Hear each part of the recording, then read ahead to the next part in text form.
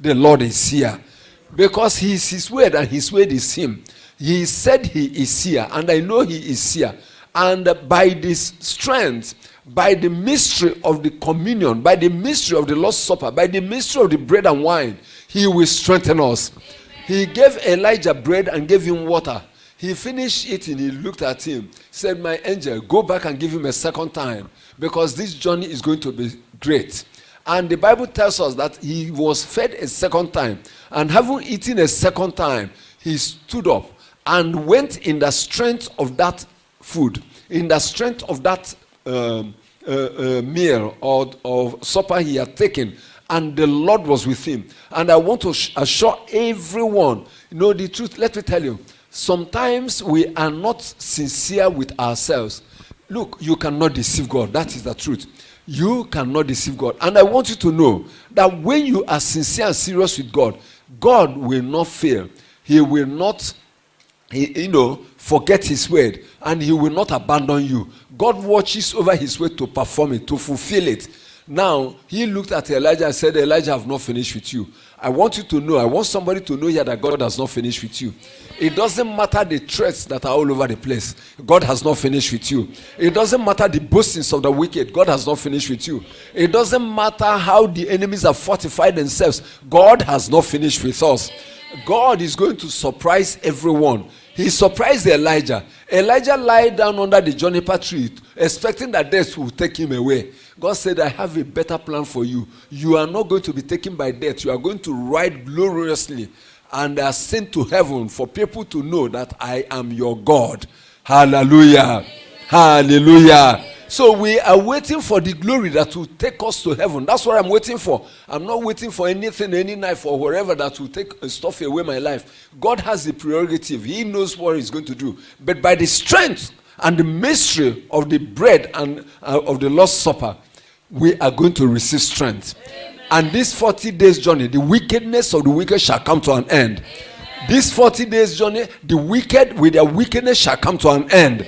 And the Most High God that ruleth in the kingdom of men, he shall rule in our lives and he shall rule in this country. And so it shall be in the name of Jesus. So I want to show you some mysteries today before we take off. Number 2, when you look at this, number 2, you see the supernatural protection and deliverance that followed. I will not be reading scriptures, you're right. Exodus chapter 12, from verse 21 to 23. God had told Moses what Israel should do, and they prepared themselves. And when it was time, Moses called their attention and said, now take the lamb and kill it that evening. And when you finish, this is what you should do. Rub the blood, on the doorpost and on the lintels, and make sure that nobody comes out. Because this night, the Lord will go round and he will smite the firstborn of the land of Egypt. And he said he will judge also the gods of Egypt. This night, because of the mystery of the covenant supper, God is going to move and is going to execute judgment upon the gods. Who are the gods? The gods are the demons, the forces of darkness that pretend to be your ancestors or ancestral spirit, that pretend to be the gods of your fathers, that pretend to be the rulers of this world. Traditionally, sometimes they worship, they call them the mother of the earth or the god of harvest or one thing or the other. They're all godless gods, because the Bible tells me that the gods that have not made this heaven and the earth, they also shall perish from the face of this earth. And who will speak when the Most High God has spoken? Israel did what God told them to do. By the bread and the supper they took, that night they were covered. That night they were protected. And that night, the angel of death, the angel of destruction, the angel of judgment moved. And as we eat this night, listen to me, deliverance will take place. It depends on what you believe. I believe that this night deliverance shall take place in the name of Jesus Christ. Number 3, there will be supernatural. The supernatural supper shall terminate the old covenant for supernatural transition and transformation. The supernatural supper, because it's a mystery, it's a supernatural thing, that people would do things, eat as God told them, and something happened. When our Lord Jesus Christ did his own, something happened. Matthew chapter 26, from verse 26 to 30, that same evening, that same night, by the time they finished, they sung a hymn, and they went into the garden where they arrested him, but things followed. Amen. each time something, a meal or the lamb is killed, something happened. And that night, something happened. The Lord had this covenant meal with his disciples. Then the next thing, he had to go as the Lamb of God. Remember in John chapter 1 verse 29, we are told, behold the Lamb of God that taketh away the sin of the world. So by the time they finished celebrating the Passover feast, he now instituted his own. He said, I will no longer taste this with you until the day I take it anew in my kingdom. That night, he was arrested. And by the following day, he was killed. Hallelujah. But something happened. It brought about the end of the old covenant. Because when he said, Eloi, Eloi, lama sabachthani, and gave up the ghost, the curtain of the temple tore. Now, what does it mean? The supernatural supper terminated every old covenant. It terminated every old affliction, every old reign, or whatever has been ruling over the people. It ended the old and marked the beginning of the new. This night will mark the end of the old in your life, in our lives, in our country, in the name of Jesus. Number 4, supernatural food for eternal life.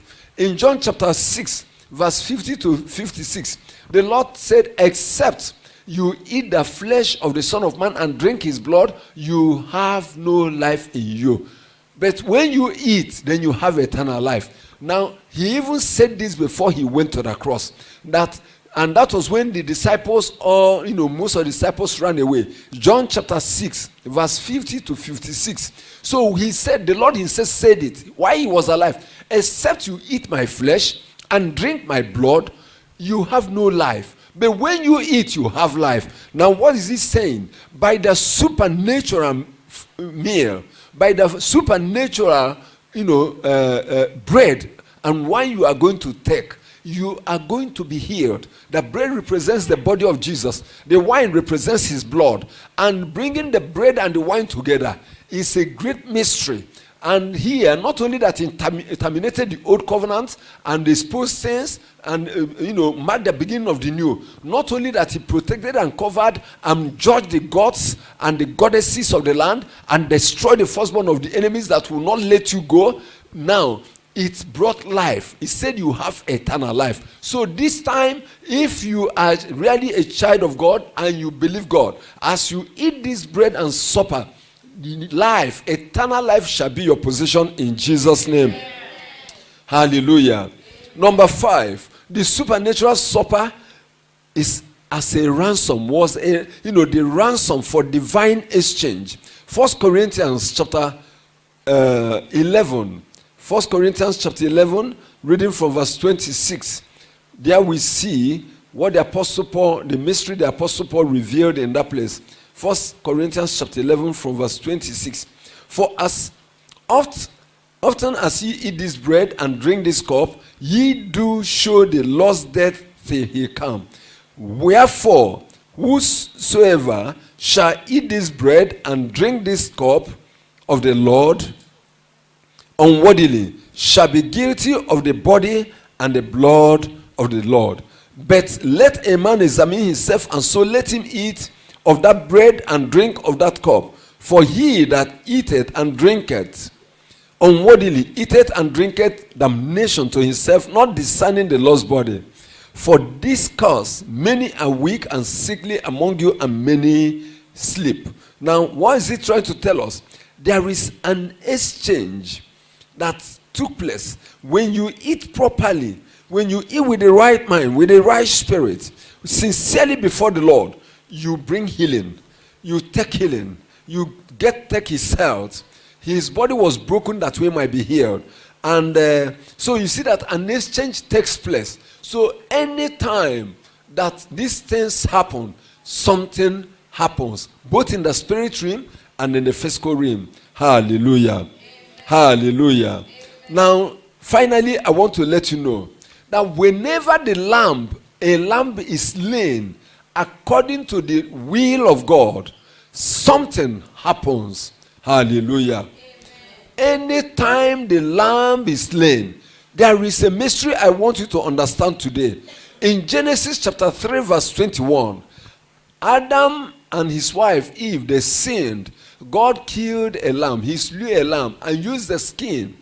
That means that blood was shed for their sins, for their bodies to be covered.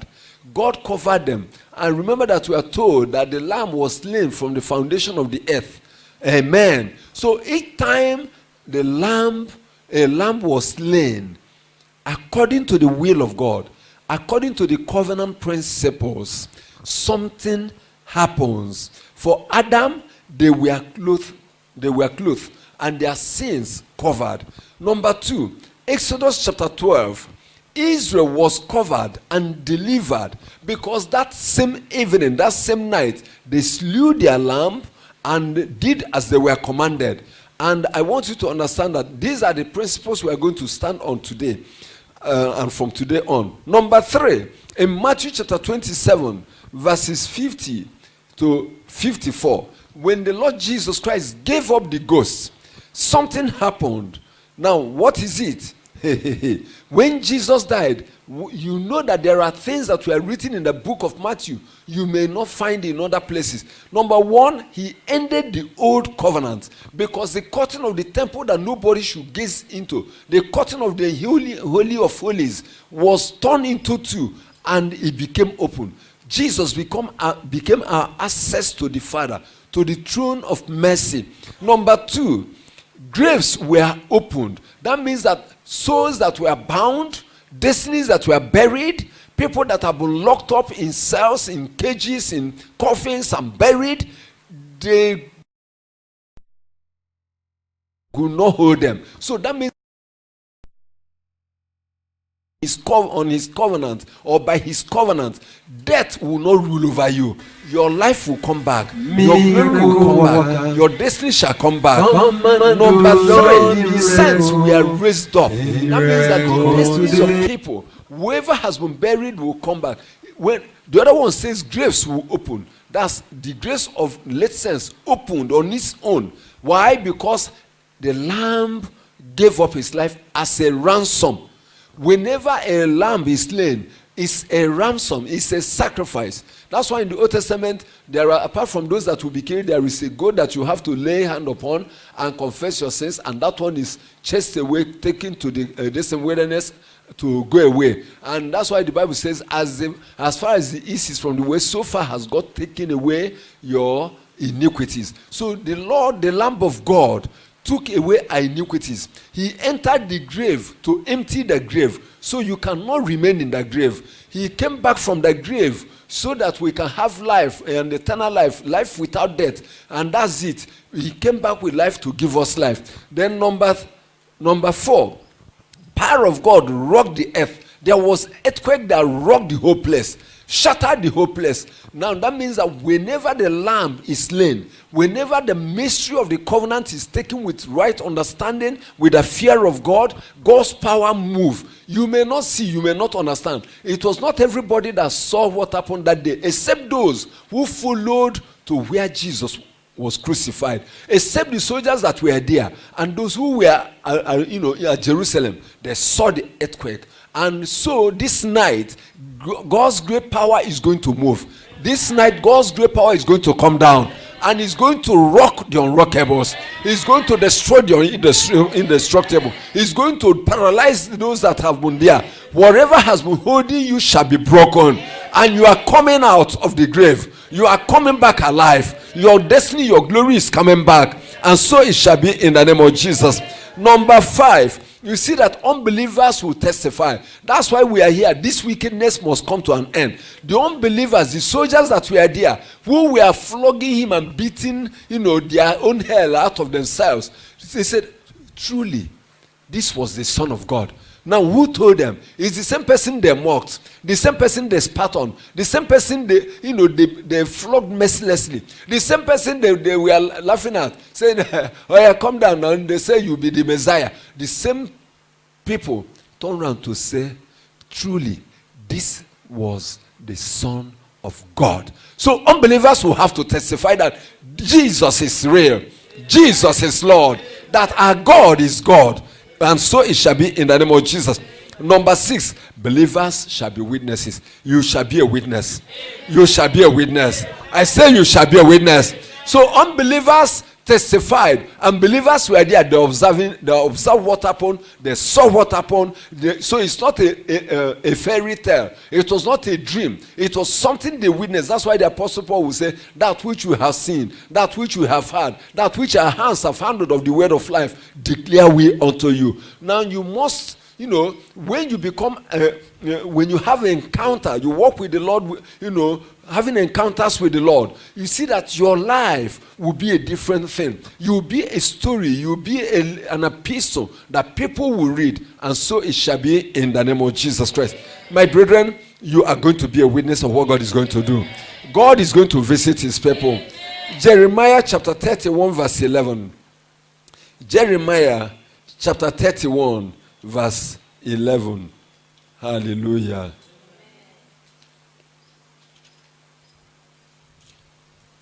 Jeremiah chapter 31 verse 11. Yeah. For the Lord had redeemed Jacob and ransomed him from the hand of him that was stronger than he. God is going to ransom his church. God will ransom his people. God will ransom you. He will ransom every one of us from the hand of the enemy, from the hand of the stronger one, from the hand of the wicked. And so it shall be in Jesus' name. Now, let us look at Galatians chapter 3, verses 13 and 14. Galatians chapter 3, verses 13 and 14.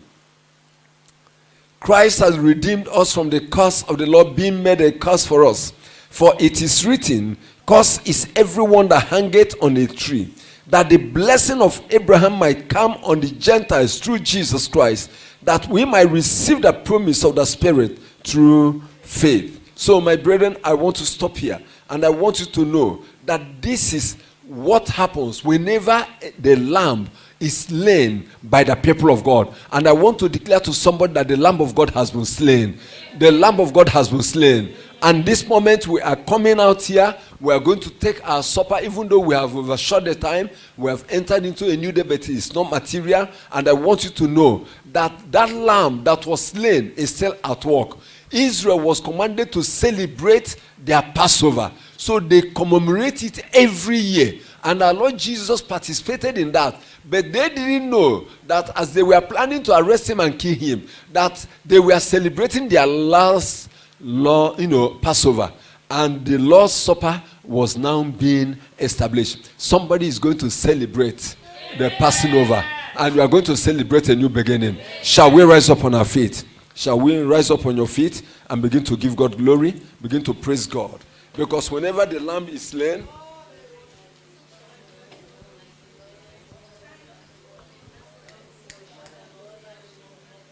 whenever the lamb is slain,